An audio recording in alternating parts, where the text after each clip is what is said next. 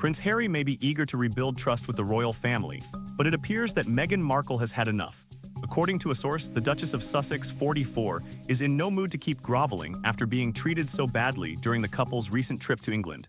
First, Harry's request for taxpayer-funded police protection for his family was denied by UK authorities, forcing him to make the trip to London alone.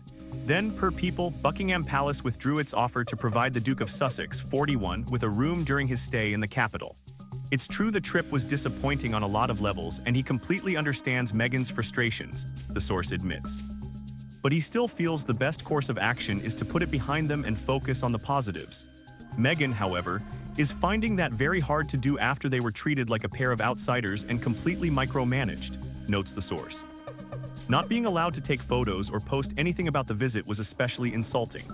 As Examiner previously reported, King Charles III set clear conditions for the couple ahead of their much-anticipated reunion at Highgrove House. No drama now back home in the US.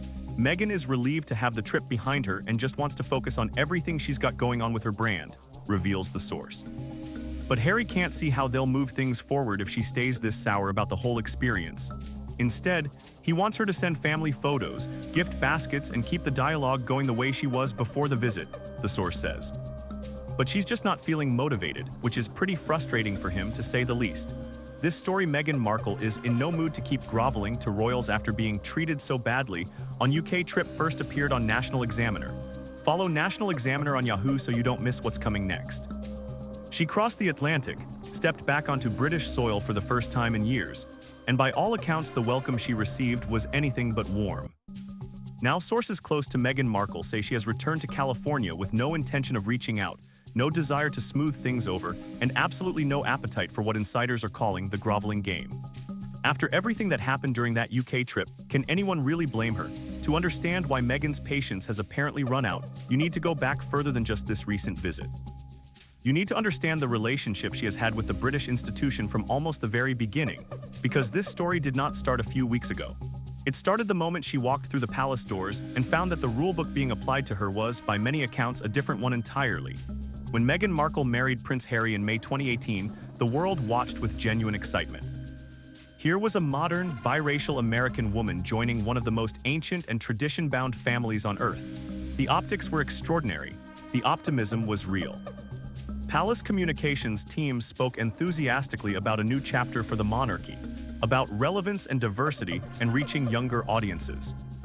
But sources who were inside the institution during those early years have consistently told a darker story, one of briefings against the couple, of support withheld at critical moments, and of a hierarchy that simply did not know what to do with someone who did not conform to the expected mold. The couple's eventual departure from royal duties in early 2020, their relocation first to Canada and then to California, and their explosive interview with Oprah Winfrey in 2021 all belong to the same chapter. In that interview, Meghan described concerns raised within the family about the skin color of her unborn child, allegations the palace denied but never quite managed to put to rest. What followed was years of distance, legal battles with the British press, a documentary series on Netflix, Harry's memoir Spare, and a transatlantic chill that showed no real signs of thawing. Which brings us to the recent visit to the United Kingdom, and what palace insiders are now describing as a deeply uncomfortable and ultimately damaging experience for Meghan personally. Reports suggest the trip was not planned as any kind of grand reconciliation.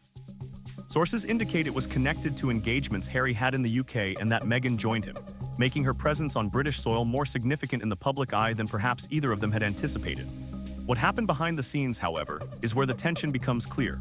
According to accounts that have emerged in the days since the couple returned to the United States, Meghan encountered what those close to her describe as a cold and unwelcoming atmosphere. There were no formal gestures of goodwill from the palace, no private meetings that might have signaled even a modest desire to move forward. Reports suggest that overtures made through intermediaries were not reciprocated in any meaningful way, and that Meghan found herself navigating what one source described as a studied indifference from the institution. And then there was the British press, which greeted her return with the kind of scrutiny that her supporters have long argued crosses the line from journalism into something far more hostile. Coverage of her appearance, her choices, her body language, her relationship with Harry, all of it was dissected with an intensity that palace insiders acknowledge can be genuinely destabilizing for anyone who has not grown up inside the system. For Meghan, who has spoken publicly, and at length about the psychological toll that media coverage took on her during her years as a working royal. This was not new territory. But that does not mean it was easy. Sources close to the Duchess say she left the UK feeling, in the words of one insider, that she had been treated so badly that any expectation of warmth or apology from her side would be completely unreasonable. The language being used around her inner circle now is striking. She is, according to those close to her, in no mood to keep groveling, and she does not believe she has anything to grovel for. The turning point, insiders suggest, came not from one dramatic confrontation, but from an accumulation of moments during the visit that made it unmistakably clear where she stood in the eyes of the institution. There was no royal meeting, there was no private dinner, there was no quiet conversation that might have left room for interpretation.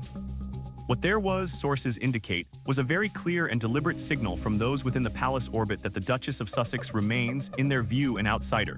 For Meghan, this appears to have been clarifying rather than devastating. Those close to her describe a woman who has not returned to California in tears, but rather in a state of resolve. The trip, paradoxically, seems to have freed her from whatever residual hope she may have been carrying that things could be meaningfully different. Palace insiders who are sympathetic to her position have told reporters that she now views the situation with a clarity she perhaps did not have before. She went. She saw she understood, and now she is done waiting for an acknowledgement that may never come. The immediate reaction from those around Harry and Meghan has been one of quiet determination rather than public drama. Unlike previous moments of conflict, there have been no explosive interviews announced, no documentaries rumored, no social media storms engineered. Sources suggest the couple intend to let the visit speak for itself and to focus their energy on their own projects and their life in Montecito with their two children, Archie and Lilibet. On the palace side, there has been no public comment, which is itself a form of communication. The institution has long understood that silence can be as powerful as any statement, and the absence of any outreach following Meghan's visit has been noted by royal commentators across the British media. Some argue that the palace is content to let the relationship remain exactly as it is, distant but not openly hostile, avoiding any rupture dramatic enough to become a constitutional distraction. What is perhaps most significant in the aftermath is the way those who know Meghan well are speaking about her state of mind. This is not a woman, sources say, who is consumed by bitterness or obsessed with settling scores.